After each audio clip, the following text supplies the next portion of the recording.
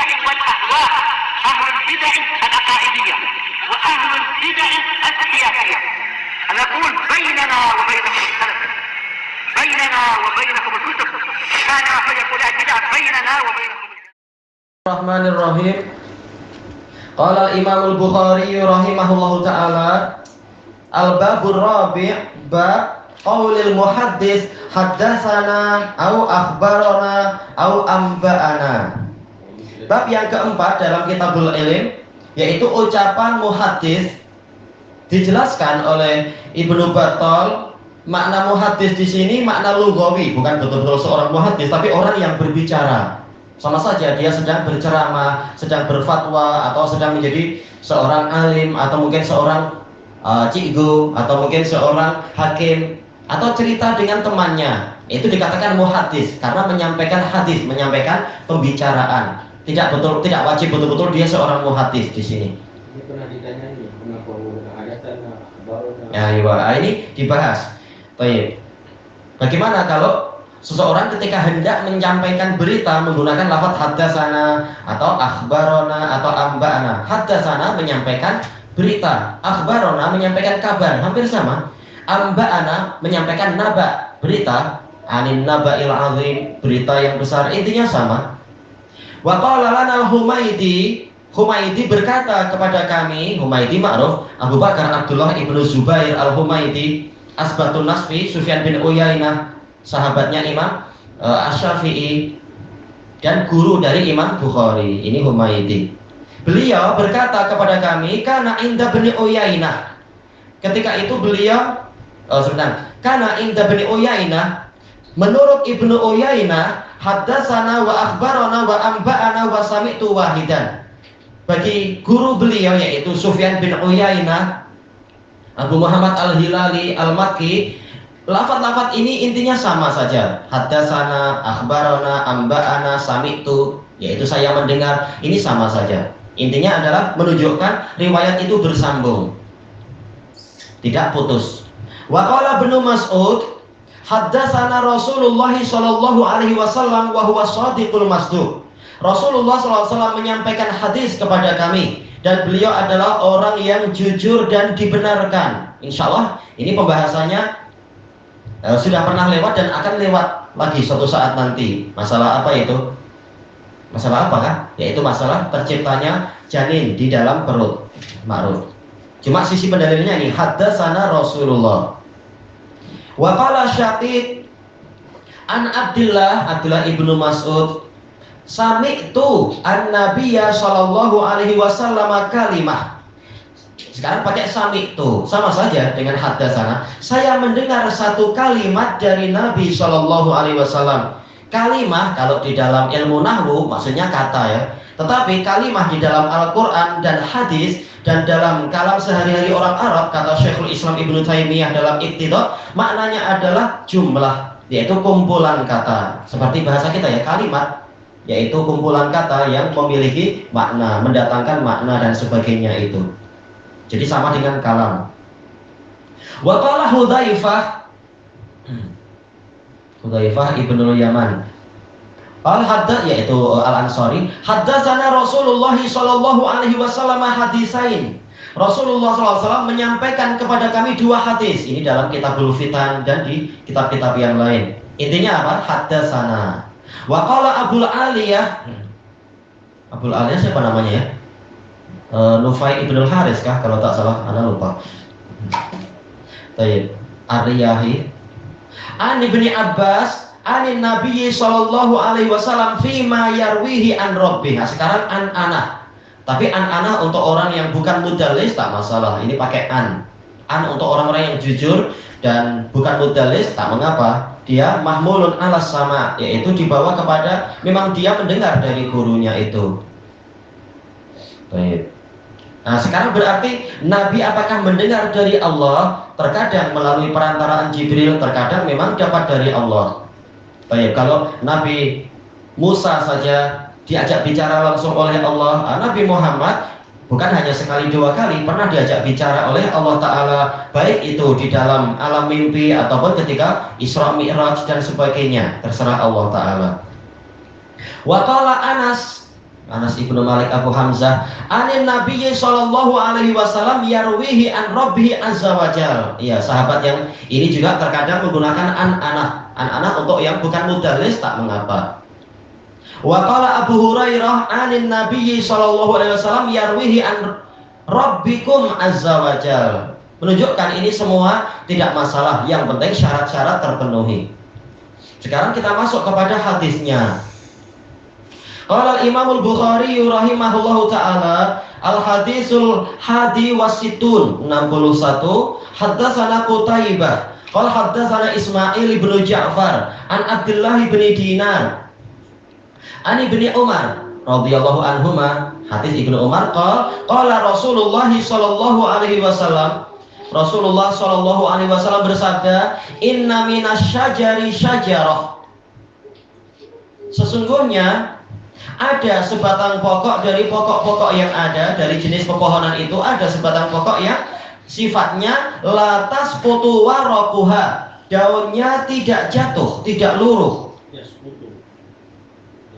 Layas putu warokuha, ya, daunnya tidak jatuh, tidak luruh, yaitu kuat dia. Wa innaha masalul muslim, dan dia itu perumpamaan seorang muslim. Fahadisu limahi, ini sisi pendalilan yang pertama, yaitu pakai haddatsana. Maka beritakan kepadaku, kata Rasulullah, tanaman apa itu, pokok apa itu. Fawaqa'an nasu fi syajaril bawadi, maka pilihan orang-orang jatuh pada pokok, pada pohon yang di pedalaman Arab. Wa qala Abdullah wa waqa'a fi nafsi annahan nakhlah, sementara yang masuk ke dalam pilihan jiwa saya, dia itu adalah pokok kurma. Fastahyait, namun saya merasa sangat malu untuk berbicara waktu itu. Sumaqalu, lalu para sahabat berkata, haditsna ma hiya ya Rasulullah, ceritakan, sampaikan berita kepada kami wahai Rasulullah, apa itu? Qal hiya nakhlah, dia itu adalah pokok kurma. Oh, ternyata pilihan Abdullah tepat. Hadis ini diriwayatkan oleh Imam Bukhari dari salah seorang guru yang sangat utama, yaitu Qutaibah Abu Raja, Qutaibah ibnu Sa'id al-Baghlani al-Balkhi. Balkh itu adalah negeri di Khurasan. Bukan Arab. Bukan. Nah, tapi apa? Walaupun beliau bukan orang Arab, tapi hadis beliau ada dalam Kutubus Sittah. Boleh dikatakan semua para ulama Kutubus Sittah dan yang lain-lain meriwayatkan dari beliau. Mungkin secara langsung, mungkin ada yang tidak secara langsung. Afgan. Di Balkh, yaitu daerah Khurasan, yaitu dulu adalah ikut Uni Soviet, itu ikut Rusia dan sekelilingnya. Nah, macam itu ya, jetnya dan sebagainya. Siqatun sabetun kasirul hadis. Qal haddatsana Ismail ibnu Ja'far Abu Ishaq al-Baghdadi siqah sabet. Ini Ismail ibnu Ja'far, ulama Baghdad, Abu Ishaq. An Abdullah ibn Dinar Abu Abdurrahman, Abdullah ibn Dinar al-Madani, saudara dari Amr bin Dinar, sama-sama siqah, sama-sama guru dari Sufyan bin Uyainah. Cuma sekarang Sufyan tak ikut di situ. An Ibnu Umar Abu Abdurrahman Abdullah ibnu Umar ibn al-Khattab al-Ajawi al-Qurashi al-Madani, juga karena apa? Hijrah ke Madinah radhiyallahu an, termasuk 6 terbaik dalam riwayat, 6 terbanyak yang meriwayatkan hadis. Cuma ana lupa beliau nomor 5 kan nomor 6, ana yang tak ingat, tapi 6 paling banyak beliau masuk di situ. Qala Rasulullah sallallahu alaihi wasallam, dalam riwayat yang lain beliau mengatakan kami pernah duduk-duduk dengan Rasulullah sallallahu alaihi wasallam. Lalu Rasulullah sallallahu alaihi wasallam mengatakan, inna minasyajari syajarah. Syajarah di sini mansub sebagai apa? Isim inna yang muakhar. Sesungguhnya di antara pepohonan yang ada sebatang pokok yang sifatnya sebagai berikut. La yasqutu waraquha, daunnya tidak jatuh, menunjukkan gizinya kuat. Dan juga dalam riwayat yang lain, tu'ti ukulaha kullahinin bi'idni rabbiha, selalu memberikan buah di setiap waktu dengan seizin Rabbnya. Berarti ini memang bagus sekali tanaman ini. Wa innaha masalul muslim, dalam riwayat yang lain yaitu masalul mukmin, perumpamaan untuk seorang muslim atau seorang mukmin, tidak masalah.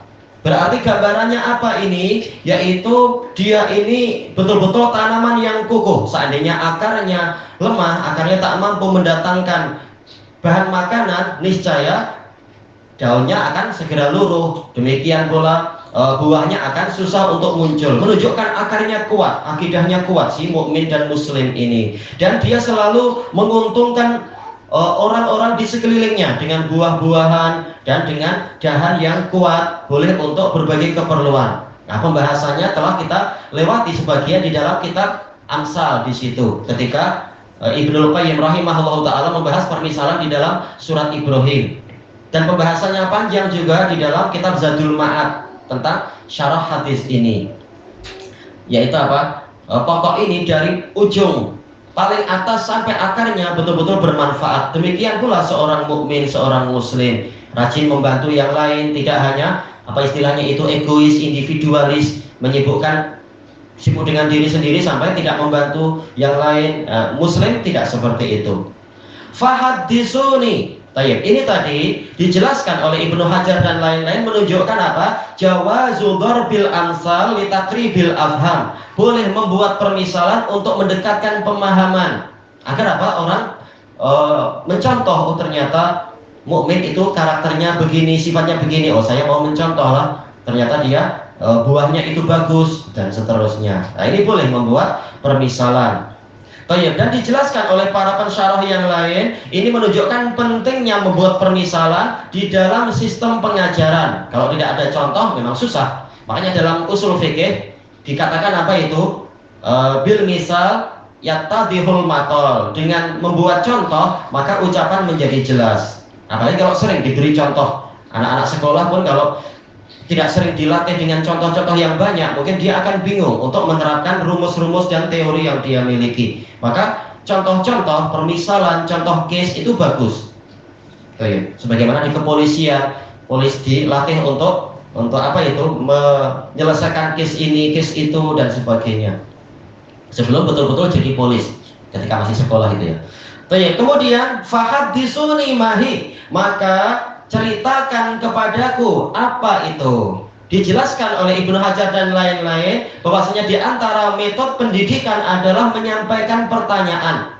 Terkadang guru langsung memberikan penjelasan, terkadang guru menanyakan ke muridnya dulu. Tujuannya apa? Lisyadil intibah, untuk menguatkan kesadaran. Karena terkadang kalau guru bicara terus murid tidak ditanya, mungkin apa? Murid pikirannya terbang. Oh, ini sedang ada sale kok di Lazada. Pikirannya kemana-mana. Mungkin malah berhayal. Oh, ini cikgunya cantik, udah punya suami belum ya? Akhirnya berhayal kemana-mana. Guru perlu tanya. Ini ada pertanyaan. Baru dia tersadar. Oh, saya masih di kelas dan seterusnya. Yang sebagian orang yang kreatif bilang, ini Ustadz bilang gitu paling pengalaman dia. Ya, kita masih manusia biasa. Sejarah. Iya. Nah, para pensyarah hadis ini menyebutkan itu, yaitu tujuan seorang guru bertanya ke murid sebelum memberikan penjelasan adalah lisyadil intibah, untuk menguatkan kesadaran. Dan cara yang tujuan kedua kata Al-Hafidh yaitu min babil ikhtibar, untuk mencabar murid agar guru tahu, oh, murid yang ini dia tahap pemahamannya sudah sampai sekian, yang ini belum, perlu ditambah bantuan ini, bantuan penjelasan. Murid yang ini dia sudah banyak membaca sehingga dia tahu case-case seperti ini. Yang ini belum, yang belum kita perlu tambahan bantuan, perlu memberikan tambahan penjelasan. Murid yang pandai boleh diberi level berikutnya dari ilmu-ilmu itu dan seterusnya. Ini penting. Itu diantara hikmah guru bertanya kepada murid. Kemudian, kata para ulama, ini menunjukkan belajar dengan buku semata memang tidak cukup. Kenapa? Karena kalau guru kita adalah buku semata, buku tak tahu ini yang membaca sudah paham atau belum, yang penting dia baca. Tapi kalau kita belajar langsung ke seorang guru, betul-betul manusia, guru itu boleh menilai kita. Kalau ada kesulitan kita boleh tanya kepada cikgu tersebut. Cikgunya terkadang menguji, yang semalam sudah selesai belum? dibaca, sudah selesai dipahami belum atau apa. Baik.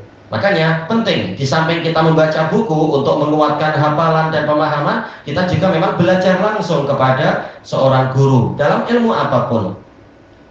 Baik. Kemudian disebutkan di sini fawaqa'an nasu fi syajaril bawadi. Maka pilihan orang-orang jatuh kepada pepohonan yang ada di pedalaman Arab. Baik. Kenapa? Dijelaskan di kitab yang lain, di riwayat yang lain, yaitu sejenis pepohonan yang rindang, yang seperti yang di Indonesia, di Malaysia, macam-macam ini, di Thailand, yang dahannya banyak, orang senang untuk naik pokok itu, daunnya juga banyak kecil-kecil. Nah, mereka menyangka seperti itu karena bentuknya lebih cantik dan lebih indah, lebih rimbun, buahnya di mana-mana. Tetapi ternyata bukan itu, karena kekurangannya masih sangat banyak tanaman-tanaman yang di daerah negara-negara macam kita ini. Qala Abdullah wa waqa'a fi nafsi annahan nakhlah. Sementara jatuh pilihan di dalam diri saya pada tanaman yaitu pokok kurma. Fastahyait, saya merasa sangat malu, bukan haya itu malu, tapi istahya itu, yaitu lil mubalaghah, saya sangat malu. Dalam riwayat yang lain beliau mengatakan saya sangat malu untuk berbicara karena saya termasuk yang paling muda, dan sementara di majelis itu ada Abu Bakar dan Umar. Baik. Ini kata Ibnu Hajar dan lain-lain menunjukkan adab anak muda. Kalau tidak diizinkan bicara, jangan memulai pembicaraan kecuali minta izin lebih dulu. Nah, ini adabnya, tidak langsung maju ke depan dan bicara popek-popek sana sini sementara yang tua saja belum mempersilahkan. Nah, itu tidak beradab. Baik. Makanya diriwayatkan dari Sufyan As-Tsauri, beliau mengatakan kalau engkau melihat ada seorang hadas, anak muda, dia bicara di hadapan orang yang lebih tua, maka putus asalah engkau dari dia. Ini mubalaghah. Tak boleh kita putus asa, tapi maksudnya yaitu kita kecewa. Kita layak kecewa dengan anak seperti ini. Berarti apa? Dia sudah diberi banyak teori dan ilmu, sementara dia belum diajari adab. Biasanya akan sombong, biasanya akan jadi angkuh, akan meremehkan orang lain. Engkau produk lama, engkau orang kuno, saya anak modern atau apa aja itu. Nah, ini biasanya susah untuk dididik kalau polanya seperti ini, langsung ingin menonjolkan diri. Tapi bukan berarti boleh putus asa, tak boleh. Apa yang mungkin dididik. Orang kafir saja boleh dididik menjadi seorang muslim, samseng aja boleh dididik menjadi orang soleh dan sebagainya. Tak boleh putus asa. Cuma tadi mubalaghah aja tentang pentingnya belajar adab. Summa qalu, lalu para sahabat tadi mengatakan, hadis nama hiya ya Rasulullah. Sampaikan kepada kami wahai Rasulullah, apa tanaman itu? Qal hiya nakhlah. Rasulullah menjawab, itu adalah kurma. Ternyata pilihan Abdullah tepat. Baik. Makanya disebutkan oleh Al-Hafidz Ibnu Abdul Bar di dalam kitab beliau, apa itu namanya kitab beliau? Jami' Bayanil Ilm wa Fadlih, menukilkan dari Az-Zuhri, beliau mengatakan yaitu al-ilmu laisa bisin. Ilmu itu bukan dilihat dari sisi usia. Terkadang anak lebih cerdik dari kita, terkadang anak lebih pandai dari kita. Karena apa? Kita mungkin sudah lupa banyak, kurang belajar. Sementara anak biasanya kalau pikirannya masih murni, segalanya akan dia baca, segalanya akan dia dengar, dia pengen tahu, dia akan rajin bertanya, sehingga pengetahuan dia cepat berkembang.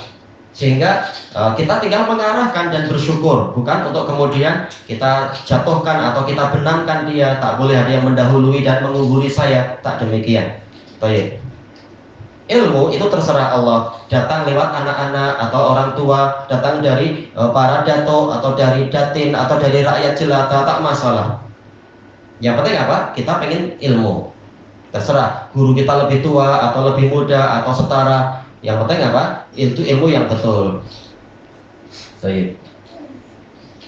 Kemudian, dan itu pembahasannya akan dilanjutkan tentang masalah itu di bab yang lain, insya Allah kita sesuaikan dengan urut-urutan bab ini. Baik. Nah, dalam riwayat yang lain, tatkala majelisnya sudah selesai, Abdullah berkata kepada ayahnya, wahai ayah, saya tadi sudah menebak bahwasanya dia adalah pokok kurma. Maka Umar mengatakan, kenapa engkau tadi tidak bicara pada Nabi? Maka Ibnu Umar mengatakan, saya malu karena ada engkau dan ada Abu Bakar. Maka Umar mengatakan, demi Allah, seandainya tadi engkau bicara, itu lebih saya sukai daripada saya mendapatkan harta demikian dan demikian. Kata para pensyarah, ini menunjukkan kebahagiaan seorang ayah atau tentunya seorang ibu juga apabila anaknya itu cerdik, anaknya itu nampak najdah, nampak sebagai orang yang unggul, nampak najabahnya, yaitu kemajuannya dibanding yang lain. Nah, siapa orang tua yang tak bangga anaknya mampu tampil ke depan? Nah, Umar suka itu. Sementara Ibnu Umar, beliau melihat dari sisi yang lain, yaitu menjaga sisi adab. Walaupun tidak akan ada yang menyalahkan kalau beliau minta izin, wahai Rasulullah, izinkan saya menjawab dan sebagainya. Apa sisi pendalilan yang diinginkan di sini? Yaitu Nabi mengatakan hadisuni, lalu sahabat mengatakan hadisna. Ini menunjukkan cara penyampaian dan penukilan ilmu adalah dengan kalam-kalam seperti itu. Akhbarona, haddasana, akhbaroni, haddasani, atau sami'tu, sami'na, amba'ana, tak masalah itu semua. Yang penting apa? Tidak ada kedustaan dan tidak ada penipuan. Ilahuna, subhanakallahumma wa bihamdika la ilaha illa anta astaghfiruka wa atubu ilaik. Walhamdulillahirabbil alamin. Jazakumullahu khairan.